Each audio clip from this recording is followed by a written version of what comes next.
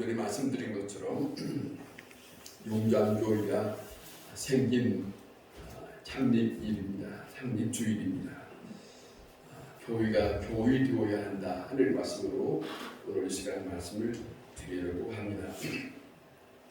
잘 아시는 것처럼 마태복음 16장의 18절에 이렇게 말씀하고 있습니다. 친히 예수님께서 내가 이 반석 위에 내 교회를 세우리니 음부의 권세가 이기지 못하리라. 이거는 예수님께서 제자들에게 예수님의 너희는 나를 누구라 하느냐라고 할 때 베드로가 고백하지 않습니까? 주는 살아계신 하나님의 아들이십니다. 그렇게 고백을 하는 그 고백 위에 내가 이 반석 위에 내 교회를 세우리라 하는 말씀을 하시고 있습니다. 교회는 사람들이 만드는 게 아니고 예수 그리스도께서 친히 스스로 예수님이 만들고 세우겠다 그렇게 말씀하셨습니다. 그 말씀을 꼭 잊지 않으시기를 바랍니다. 그게 교회입니다. 예수님께서 세우시고 예수님께서 지시고 예수님께서 부흥하시겠다 하는 것이 성경에서 우리에게 전해주는 말씀입니다. 오늘 이 본문의 끝절에도 주께서 구원받은 자들을 날마다 더하게 하시니라. 사람들이 오는 것도 다 하나님께서 하시겠다 하는 것이에요. 내 힘으로 하는 것이 아니라 주님께서 사람들을 하나님의 백성을 모으겠다 하는 말씀입니다. 전필도 목사님 올해 초에 돌아가셨지만은 그분은 부산에서 수영록 교회를 심화하시면서 그의 경험적인 말을 하는 것을 들은 바가 있어요. 그가 하는 말입니다. 자기는 거기서 그곳에서 개척하면서 열심히 나름대로 했는데 아니에요. 그가 나중에 알고서는 무슨 고백을 하냐면 주님께서 사람들을 보내주었다고 하는 것을 알게 되었어요. 그래서 알게 되고 난 다음에 사람들이 빠지면 그가 하나님 앞에 기도하기를 하나님 지금 뭐 하십니까? 하나님이 좀 신방을 하셔서 사람을 좀 보내줘야 될 거 아니요? 이렇게 얘기도 하고 그랬다는 거예요. 그거 참 아주 간단한 이야기지만은 그게 겸손입니다. 사람이 한다고 생각하는 것이 아니라 그건 하나님께서 하신다. 하나님이 이곳에 하나님의 백성들을 모아서 하나님 자신의 말씀을 듣게 하시는 것이 아버지의 뜻이니까 말입니다. 또 하나는 우리가 다시 한번 생각하는 것은 사도행전에 나타나는 사울이라는 사람을 다시 한번 우리가 생각합니다. 사울은 하나님의 교회를 핍박을 하고 예수 믿는 사람을 핍박을 하고 그래서 이제는 심지어 저 먼 다메섹까지 쫓아가는 가운데 예수님이 그의 가는 길을 빛으로 막으셔서 넘어져서 눈이 이제는 보이지 않을 만큼 되었을 때에 이제는 그에게 그의 이름을 부릅니다. 사울아 사울아 그에게 이름을 들려줬을 때에 그가 하는 말입니다. 누십니까? 주여 누십니까? 그렇게 말할 때에 그에게 들려지는 음성이 이겁니다. 내가 핍박하는 나 예수다. 내가 핍박하는 나 예수다. 나는 내가 핍박하는 나 예수다 하는 그 말에 이 사람이 완전히 새 사람으로 바꿔지는 계기가 된 것이에요. 무슨 말이냐면 어찌하여 나를 핍박하느냐 하는 그 말입니다. 사울로서는 이해가 안 되는 거예요. 자기는 예수 믿는 사람을 핍박했고 예수 믿는 사람을 스데반을 죽이는 일에 참여했고 그리고 예수 믿는 사람을 쫓아가서 다시 잡아서 공의에 세우려고 하는 그런 앞장을 섰던 그런 사람인데 들려지는 음성은 그들을 핍박한 것을 예수님은 자기를 핍박했다고 사울에게 들려지는 음성이 그겁니다. 나를 믿는 자 그들을 건드리는 것, 그들을 심하게 하는 것은 나를 괴롭히는 것이고 나를 핍박하는 것이다. 그러니까 예수 믿는 사람을 힘들게 하는 것은 예수님을 상대하는 것과 같다라고 동일시하고 있어요. 이걸 잊어서는 안 됩니다. 이걸 깊이 한다면 예수 믿는 사람들은 절대로 예수 교회 안에서 여러 가지 복잡한 믿는 사람들을 힘들게 하는 것은 이건 엄청난 잘못된 것이다. 그렇지 않습니까? 이건 제 말이 아닙니다. 친히 예수님께서 하시는 말씀입니다. 자, 그래서 예수님이 하시는 말씀입니다. 내가 내 교회를 세운다는 말은 예수님이 친히 예수님의 영으로 임하셔서 예수님께서 예수님의 영을 힘입은 사람을 불러모은 그것을 말하는 것이죠. 내 교회를 핍박하는 것, 나를 핍박하는 것이다 라고 하는 이거 말입니다. 자, 여러분 잊지 말아야 할 겁니다. 교회를 사랑하는 것은 바로 주님을 사랑하는 것과 같습니다. 왜냐하면 주님이 그곳에 함께 계시니까, 주님이 부르시고 주님이 세우신 곳이 교회니까 교회를 사랑하는 것은 주님을 사랑하는 것이다. 이것을 우리가 잊어서는 안 될 거예요. 그래서 다시 한번 말씀드리지만은 예수 믿는 사람들이 예수 믿는 사람을 핍박하는 것은 그건 어리석은 거예요. 그거는 하나님의 뜻을 알지 못하고 교회는 다녔고 직분은 있으나 성경에서 말씀하고 있는 바른 주의 말씀을 그가 받아들이지 못한 심령이다. 그걸 깊이 돌이키지 못하면 주님과는 상관이 없는 사람이 되고 만다. 이것을 잊어서는 안 됩니다. 중요한 것은 교회가 교회되게 하는 것입니다. 자, 이거는 숫자가 아닙니다. 사람들이 많이 모였다는 걸 자랑하기 위해서 그런 것도 아니고 교회의 건물을 크게 짓고 그걸 자랑하는 것이 아니에요. 교회의 수가 작든 많든 상관이 없이 그리스도의 영을 모시고 사는 사람들, 그리스도의 영, 예수 그리스도의 영을 힘입고 사는 사람들이 그곳에 있느냐 없느냐 이것이 문제지요. 저는 옛날에 그 예화집을 보면서 참 마음에 인상 깊게 생각하는 그런 예화 한 구절을 알고 있습니다. 어떤 흑인이 여행을 하다가 교회를 들어가게 됐대요. 교회를 들어갔는데 그곳에서는 백인들이 아마 예배드리는 곳이었나 봐요. 근데 들어갔는데 이 사람들이 자꾸 자기를 끄집어서 밖으로 내놓더래요. 근데 이 흑인 이분은, 이 성도는 하나님 앞에 예배당에 들어가서 예배드리려고 또 다시 들어갔어요. 그랬더니 또 다시 끌어내더라는 거예요. 그렇게 몇 차례 하고 난 뒤에 밖에서 이 사람이 슬피 마음에 아픈 마음으로 있을 때에 음성이 들렸대요. 얘야, 나는 이 교회에서 쫓겨난 지 오래다. 심각한 문제지요. 교회는 그리스도가 없으면 교회가 아닙니다. 그렇죠? 교회는 사람들만 있는 곳이 아니에요. 천없는 직분자가 있다고 상관없습니다. 그리스도의 영을 힘입어서 그분을 존중히 하고 그분을 높이고 그분을 경배하는 곳이 예배당이고 교회거든요. 자, 교회는 그리스도가 계신 곳이라는 것을 잊어서는 안 됩니다. 그리스도가 계신 곳에 그리스도의 말씀이 있는 곳이에요. 그 말씀과 그분의 영이 함께하는 곳이 교회다 하는 걸 잊으면 안 됩니다. 말씀, 하나님의 말씀, 사람의 말이 아니라 그분의 말씀, 또 그분의 영이 함께하는 곳에 하나님의 교회다.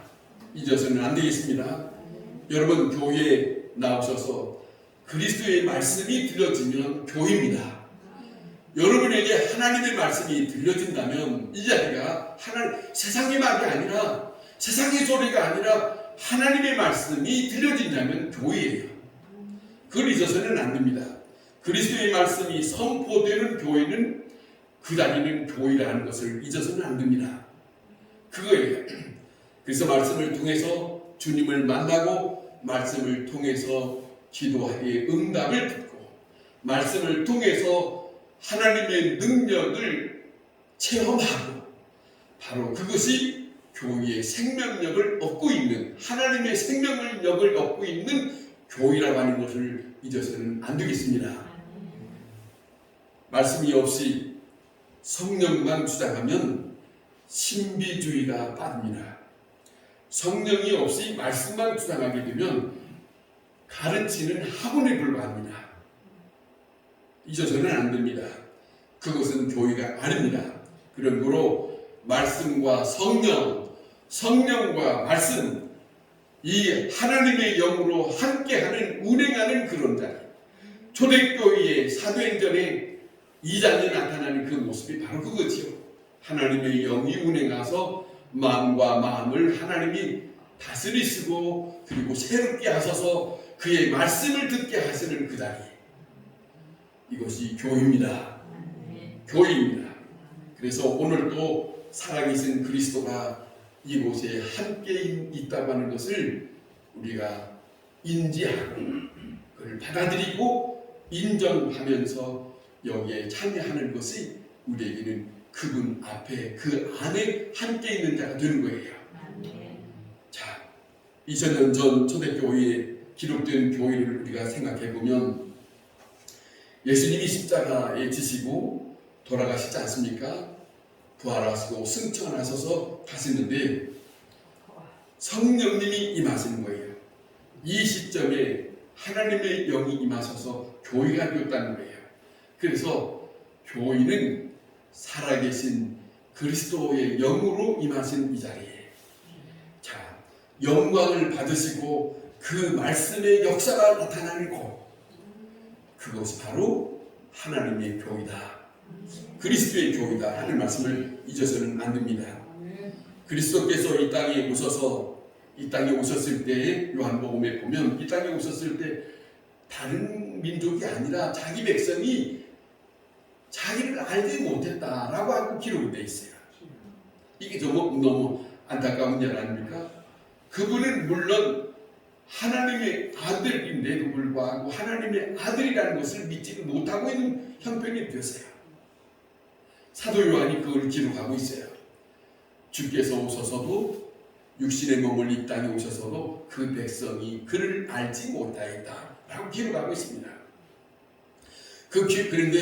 그런데도 불구하고 그 귀한 말씀들을 저 백성들이 알지 못하든 간에 그 귀한 하나님의 말씀을 아버지로부터 있는 그 소중한 복음의 말씀을 이곳에서 저곳에서 전하십니다. 전하신 가운데 사람들이 듣고 그 말씀에 감동이 듭니다.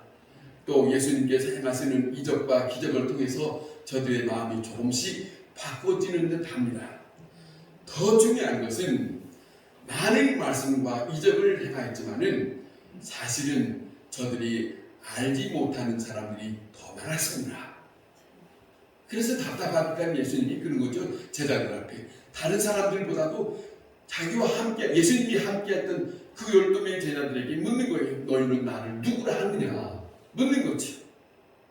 너희가 나를 누구라 하느냐 하는 것을 묻는 것은 자, 이 땅에 오셔서도 모르니까 너희는 나를 누구라 하느냐. 주는 그리스도시요 살아계신 하나님의 아들이십니다. 이 베드로가 이 고백을 할 때에 예수님 말합니다. 그것은 내가 한 것이 아니라 아버지께서 너에게 고백할 수 있는 영혼을 허락하셔서 이렇게 말씀하세요. 자, 이렇게 일깨워 주면서 그에게 말씀을 하시는 것을 듣게 됩니다. 좀 전에 말씀드린 것처럼 그 고백 위에 내가 내 교회를 세우리라 그런 말씀을 하셨습니다.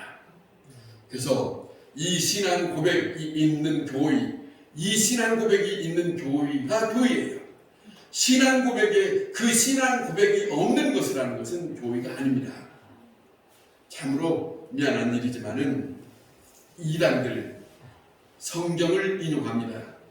성경을 인용하지만 진실로 그리스도에 대한 고백을 저버리는 저것을 쫓아가는 사람들이 있어요. 그러나 미안하지만 그건 교회가 아니에요. 거기에는 그리스도가 없어요. 거기에는 그리스도의 말씀이 없고 사람의 말이 있다는 것을 우리는 직시해야 한다 하는 말씀입니다. 사도행전에 돌아가서 다시 한번 생각하면 초대교회의 베드로, 야고보, 요한이 이제 그리스도로부터 받았던 그 말씀을 전하게 됩니다.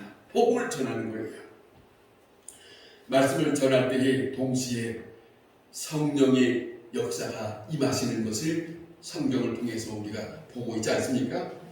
임하셔서 표적이 나타나고 오늘 이 본문에 나타난 것처럼 성경이 사도행전 2장에 나타난 것처럼 안진뱅이가 일어서고 소경이 뜨게 눈을 보게 되고 자 사람들이 상상할 수 없는 일들이 나타나는 거예요.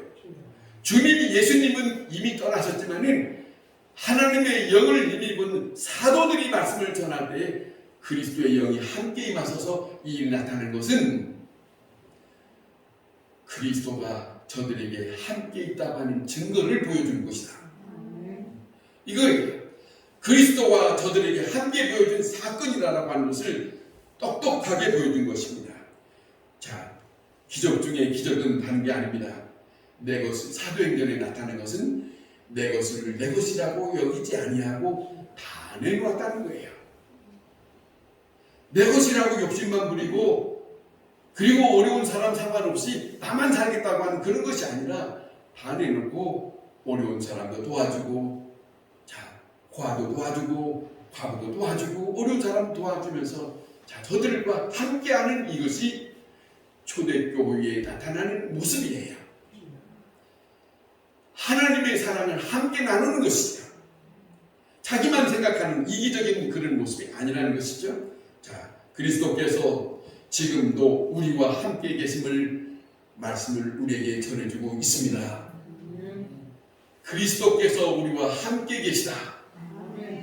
그거 말입니다. 그리스도께서 지금 우리에게 역사하시고 그리스도께서 우리의 심령을 어루만드시고 그 말씀을 받아들일 때에 기쁨과 감격함으로 우리의 마음을 회복케 하는 역사. 사도와 함께 하셨던 역사, 오늘 이곳에도 함께 역사하고 있다는 사실을 우리는 잊어서는 안 됩니다. 예수님이 먼저 육신을 입고 오셔서 그 후에 십자가를 지시고 승천하셨습니다마는 그 영으로 다시 오셔서 역사하시는 곳이 교회 안에서 이루어지는 역사다. 이것을 추호도 잊어서는 안 된다. 그것이 교회다 하는 것입니다.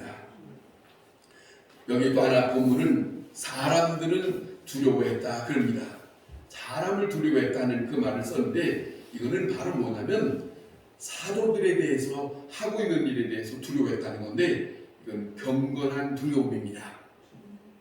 경건한 두려움.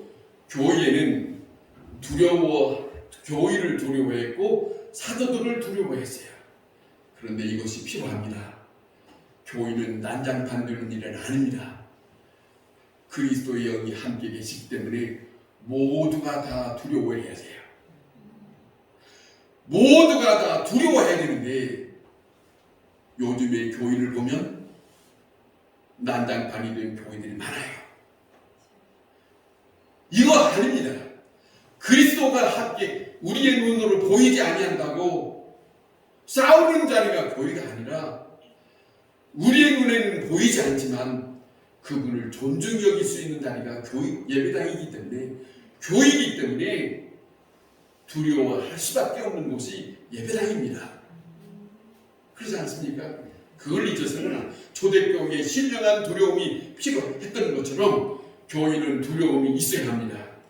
주님이 계시는 곳이기 때문에 주님이 계시는 곳 교회입니다. 그리고 42절에 보면 사도들로부터 배웠다라고 하는 말이 있어요. 우리가 43절부터 읽었지만 한 절 위에서 보면은 사도들로부터 배웠다라고 하는 말씀이 9절 기록되어 있는데 저들이 모일 때마다 배웠습니다. 그리스도의 사건, 사도들이니까 가장 예수님과 함께 했던 사람들이니까 예수님으로부터 들려줬던 말씀들을 잘 알고 있어요. 예수님이 그런 말씀하셨거든요. 요한복음 14장, 요한복음 16장에 지금 너희들은 이렇게 듣고 있지만 내가 할 때에 너희들이 다 잊을 수 있으나 하나님의 영이 임하시면, 성령이 임하시면 내가 너희에게 한 모든 것을 다시 생각나게 할 거다. 아멘. 귀한 일이에요. 그러니까 사도들이 그리스도의 영을 힘입어서 사람들에게 그리스도에 대해서 말하기는, 가르치게 되는 거예요. 그리스도는 이런 분이다. 그리스도께서 이렇게 말씀하셨다. 그리스도 안에서 사는 것이 무엇인지를 분명히 교회 안에서 사도를 통해서 배워지는 그런 일들이 있었다 하는 말씀입니다. 자, 모일 때마다 배웠다 하는 이 말씀. 자, 또 하나는 오늘날 우리가 기억할 것은 목자를 통해서 전해진 이 말씀이 하나님의 영으로 인해서 임해서 들려질 때 초대교회의 역사가 있었던 것처럼 그리스도의 말씀이 들려지는 이 순간에 마음이 녹아지는 거예요. 심령이 변화되는 거예요. 중생하게 되는 것이에요. 그 다음에 이제는 그 말씀을 받아들인 모든 사람에게 섬김의 사람이 되어가고 있는 것이 교회다. 예수님이 말씀하셨어요. 나는 섬기러 온 것이 아니라, 섬김을 받으러 온 것이 아니라 섬기러 왔다. 그렇다면 주님의 말씀을 듣는 모든 이들에게도 똑같이 섬김의 자리에 있지 말라고 예수님이 말씀하셨거든요. 섬김의 대상으로 있는 그 자리가 아니라 섬기는 자리에 낮아지라고. 그래서 우리는 그 마음이 그리스도의 사랑과 함께 있는 거예요. 섬기지 않고 남을 존중히 여기지 않고 남에게 좀 뭔가를 돕지 않는 그런 마음이 아니고 내가 뭔가를 받으려고 하는 것은 사실상 그리스도의 영으로 힘입어서 살고 있는 사람이라고 하는 것은 조금 미비하다. 깊이 생각을 해야 될 것입니다.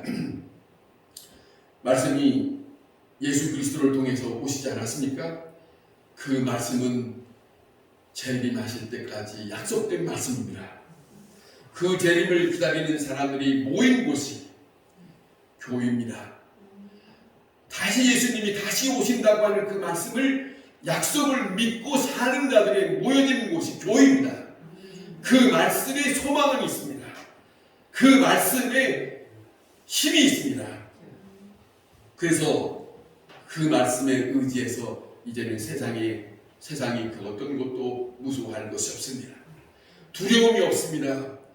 거기에는 이제는 가난도 질병도 전쟁도 그 어떤 것도 아무것도 두려워할 이유가 없습니다. 그리스도의 영으로 사는 사람에는 하나님의 사람이기 때문에 여러분 맞습니까? 여러분 자신이 어떤 사람입니까? 그리스도의 영을 힘입은 하나님의 사람입니다. 이제는 우리에게는 나 혼자 있는 것이 아니라 내 안에 그리스도와 함께 하신다 했어요. 그분과 함께 있는 사람은 이 세상의 그 어떤 것도 두려울 것이 없다. 그거예요. 그것을 우리가 잊어서는 안 된다. 교회가 교회되는 것은 그리스도의 영과 함께 함으로 구원받은 자들이 주님을 찬양하면서 주님을 경배하면서 감사하며 찬양하며 그분의 말씀에 귀를 기울이고 경배하며 섬기며 살아가는 그런 사람이기 때문에 오직 주님 한 분이면 나는 족합니다. 오직 주님 한 분으로 주관되어지는 그 교회를 바라보면서 시간마다 하나님 감사합니다.